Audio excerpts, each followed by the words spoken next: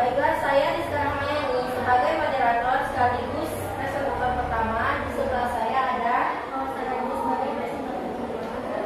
Nurenda Sari sebagai presentator ketiga, Ranja Yusuf sebagai presentator ketiga, keempat sebagai presentator sebagai presentator final,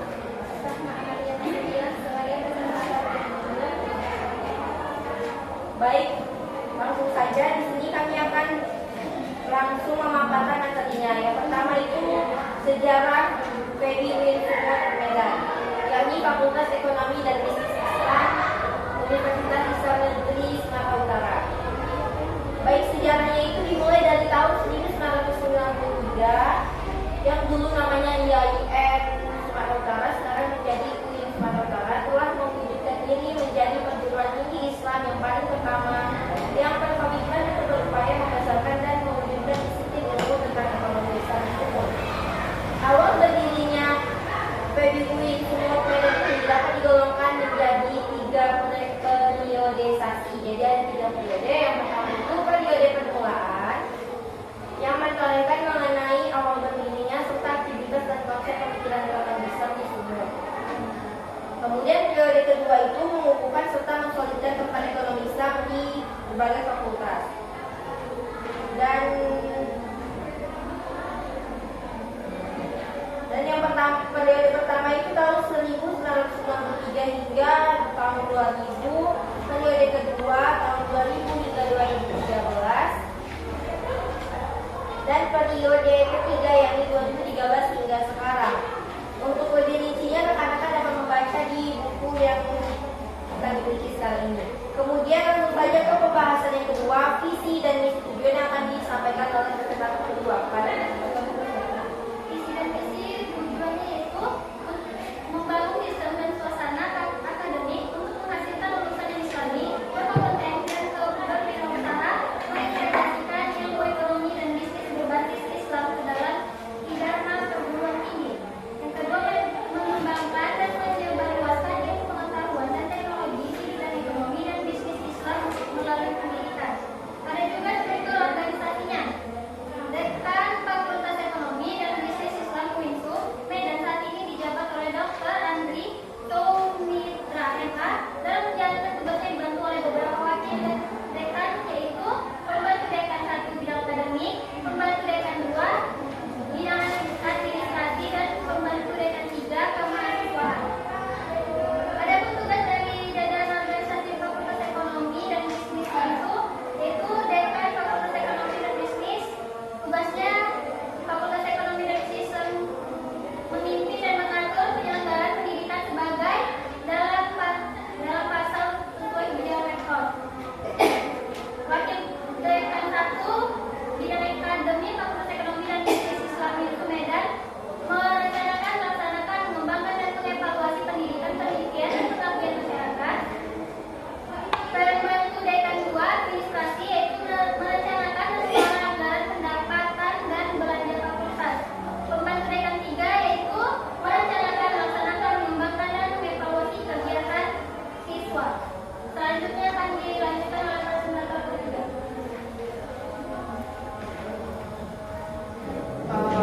selanjutnya yaitu program studi. Yang pertama, asuransi syariah S1. Tujuannya untuk menghasilkan sarjana ekonomi yang beriman, bertakwa dan berakhlak mulia serta menguasai ilmu di bidang asuransi syariah. Kemudian yang kedua, perbankan syariah S1. Dengan misi menyelenggarakan pendidikan dan pengajaran perbankan dan keuangan syariah yang berorientasi pada kemandirian mahasiswa dalam mengembangkan potensi diri yang berdaya saing nasional, berwawasan lingkungan, berbasis agribisnis. Kemudian ekonomi syariah, yaitu dengan misi menyelenggarakan dan mengembangkan pendidikan dan pengajaran di bidang ekonomi Islam secara komprehensif dengan pendekatan integratif transdisipliner. Kemudian akuntansi syariah, yaitu dengan misi menyelenggarakan dan mengembangkan pendidikan dan kajian akuntansi Islam yang komprehensif dengan pendekatan transdisipliner integratif.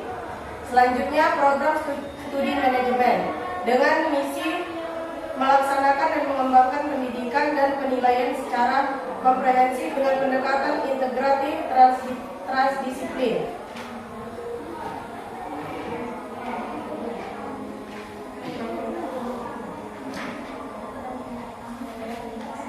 Kemudian akan dilanjutkan oleh presentator pertama. Baik, selanjutnya adalah dosen atau pendidik.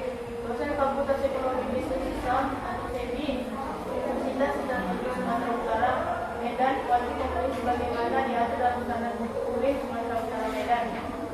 Harus memenuhi standar mutu tenaga pendidik yang meliputi misalnya kualifikasi akademik dosen, kompetensi dosen, rasio dosen mahasiswa, kualifikasi akademik tenaga pendidikan, administrasi atau penunjang, standar kompetensi tenaga pengajar dan standar sertifikat tenaga pengajar.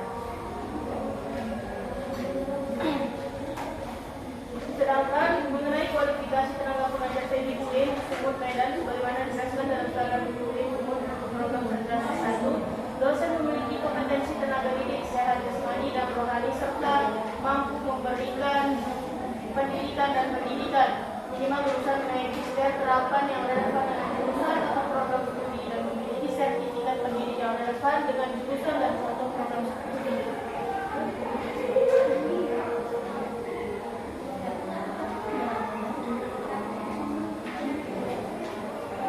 Keadaan mahasiswa, keadilan mahasiswa.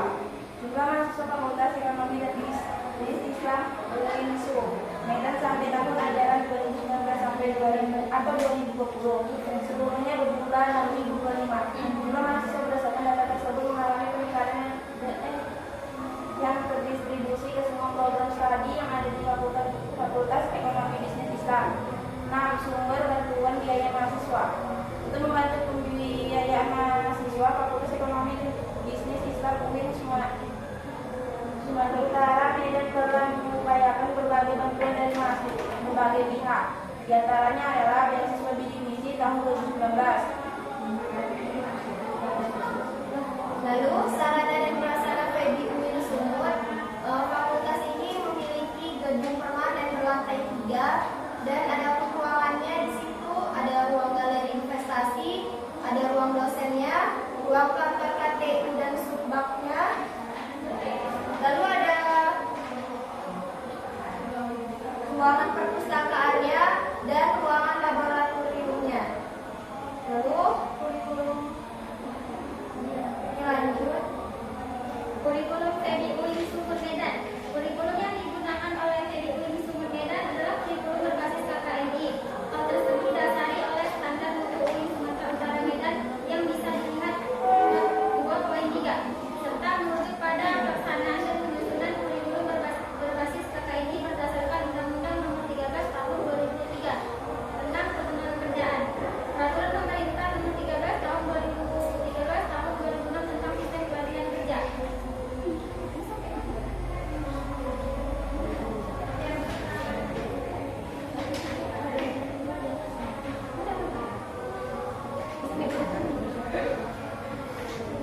Badan Nasional Sertifikat Profesi Undang-Undang Nomor 20 Tahun 2003 tentang Sistem Pendidikan Nasional. Dalam pasal 4 ayat 2 undang-undang tersebut menyatakan bahwa pendidikan diselenggarakan sebagai satu kesatuan yang sistematik dengan sistem terbuka dan multimakna. Selanjutnya saya serahkan pada presenter. Baik, sekian materi yang dapat kami jelaskan. Bagi dan kurang kami mohon maaf. Langsung saja, adakah rekan-rekan yang ingin bertanya? Ada. Jika tidak ada rekan-rekan yang ingin bertanya, oleh sebab itu kami sudahi presentasi kami pada hari ini.